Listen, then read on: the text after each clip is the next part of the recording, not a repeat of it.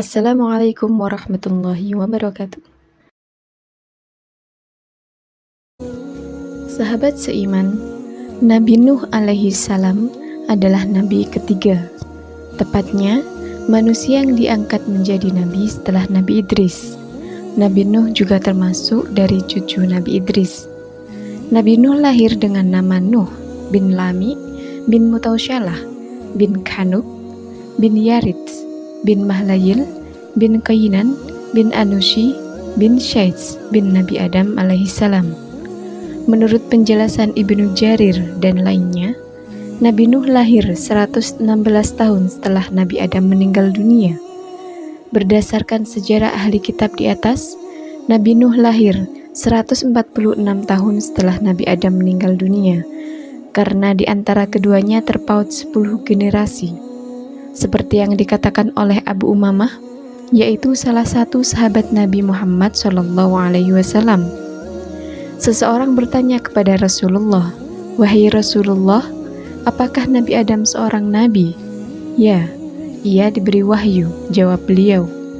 "Berapa jarak waktu antara dia dengan Nabi Nuh?" tanya orang itu. 10 generasi, jawab beliau. Dalam hadis Bukhari juga disebutkan bahwa Ibnu Abbas mengatakan, antara Nabi Adam dan Nabi Nuh terpaut 10 generasi. Mereka semua memeluk Islam. Nabi Nuh hanya diutus oleh Allah saat manusia terjerumus dalam kesesatan dan kekafiran, saat mereka menjadikan berhala sebagai sesembahan. Nabi Nuh datang sebagai rahmat untuk seluruh hamba. Beliau adalah Rasul pertama yang diutus di muka bumi. Kisah Nabi Nuh juga diabadikan di dalam Al-Quran. Allah menyebut kisah Nabi Nuh dan kaumnya, kisah azab dan banjir besar yang diturunkan oleh Allah karena mereka ingkar kepada Allah.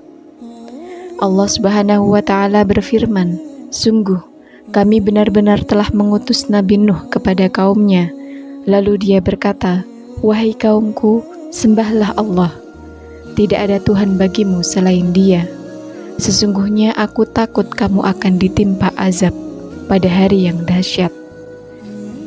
Para pemuka kaumnya berkata, 'Sesungguhnya kami memandang kamu benar-benar berada dalam kesesatan yang nyata.' Dia menjawab, 'Wahai kaumku, aku tidak sesat, tetapi aku ini seorang Rasul dari Rabb-mu seluruh alam. Aku menyampaikan kepadamu amanat Tuhanku, memberi nasihat kepadamu, dan aku mengetahui dari Allah apa yang kamu tidak ketahui. Dan herankah kamu bahwa ada peringatan yang datang dari Rabb-mu melalui seorang laki-laki dari kalanganmu sendiri untuk memberi peringatan kepadamu dan agar kamu bertakwa sehingga kamu mendapat rahmat. Maka mereka mendustakannya, lalu kami selamatkan dia dan orang-orang yang bersamanya di dalam kapal. Kami tenggelamkan orang-orang yang mendustakan ayat-ayat kami. Sesungguhnya mereka adalah kaum yang buta mata hatinya." Surah Al-A'raf ayat 59-64. Setelah generasi orang-orang soleh berlalu, terjadi beberapa hal yang pada akhirnya memicu manusia yang ada saat itu untuk menyembah berhala. Ibnu Abbas mengatakan bahwa berhala-berhala yang ada di tengah-tengah kaum Nabi Nuh ini selanjutnya muncul di kalangan bangsa Arab. Dalam kitab tafsir Ibnu Jarir menyebutkan, Muhammad bin Qais menyebutkan mereka, yaitu Wad, Suwa, Yahud, Ya'uq, dan Nasr, adalah orang-orang soleh yang ada di antara generasi Nabi Adam dan Nabi Nuh. Mereka memiliki banyak pengikut yang menjadi teladan. Setelah orang-orang soleh tersebut meninggal dunia, para pengikutnya yang menjadi panutan berkata, "Andai kita membuat patung-patung mereka, tentu akan membuat kita lebih rindu untuk beribadah kala mengingat mereka." Mereka akhirnya membuat patung orang-orang soleh tersebut. Setelah para pengikut tersebut meninggal dunia dan muncul generasi lain, Iblis datang menemui mereka dan berkata, mereka menyembah orang-orang soleh itu. dan melalui perantara orang-orang soleh itu pula mereka meminta hujan. Akhirnya patung orang-orang soleh itu disembah. Ibnu Abi Hatim meriwayatkan, ia mengatakan, Wat, Suwa, Yaguts, Ya'uq, dan Nasr adalah anak-anak Nabi Adam. Wat yang paling tua di antara mereka dan yang paling berbakti kepadanya. Ibnu Abi Hatim juga bercerita kepada kami, orang-orang menyebut Yazid bin Muhallab di dekat Abu Ja'far al-Bakir yang sedang sholat. Setelah sholat, Abu Ja'far berkata, kalian menyebut-nyebut Yazid bin Muhallab. Sungguh, ia terbunuh di bumi, di mana pada saat itu ada kaum yang menyembah selain Allah. Abu Ja'far kemudian menuturkan tentang Wat. Ia adalah laki-laki soleh. Ia amat disukai kaumnya. Saat ia meninggal dunia, kaumnya berdiam diri di sekitar makamnya, di sebuah kawasan Babilonia dengan sedih. Ketika melihat kesedihan mereka, iblis berubah wujud menjadi seorang manusia dan berkata kepada mereka, aku melihat kalian sangat sedih ditinggal orang itu. Maukah jika aku buatkan patung seperti orang itu di tempat perkumpulan kalian, sehingga kalian akan selalu mengingatnya? Tentu, kata mereka. Iblis kemudian membuatkan patung seperti wujud Wat kepada mereka. Lalu patung itu mereka letakkan di tempat perkumpulan. Mereka selalu mengenangnya. Saat melihatnya, mereka selalu mengenang dan menyebut-nyebut Wat. Iblis pun menawari, maukah jika aku buatkan patung sepertinya di rumah masing-masing dari kalian, agar kalian bisa mengenangnya di rumah? Tentu, jawab mereka. Iblis kemudian membuatkan patung sepertinya di setiap rumah. Mereka pun terus mengenang dan menyebut-nyebutnya. Anak-anak mereka melihat apa yang mereka lakukan terhadap patung tersebut.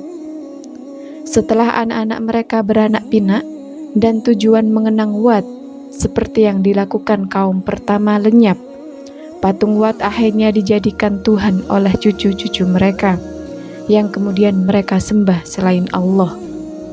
Patung yang mereka sebut Wat adalah makhluk pertama yang disembah selain Allah. Rangkaian kisah di atas menunjukkan setiap berhala tersebut disembah oleh sekelompok manusia. Disebutkan, seiring perjalanan waktu, mereka menjadikan patung-patung tersebut berbentuk 3 dimensi, agar lebih meyakinkan bagi mereka. Setelah itu, patung-patung tersebut disembah selain Allah Azza wa Jalla. Disebutkan dalam kitab Sahihain dari Rasulullah, saat Ummu Salamah dan Ummu Habibah menyebut-nyebut gereja yang mereka lihat di Habasyah bernama Maria di dekat Nabi. Keduanya menyebut keindahan dan patung-patung yang ada di sana.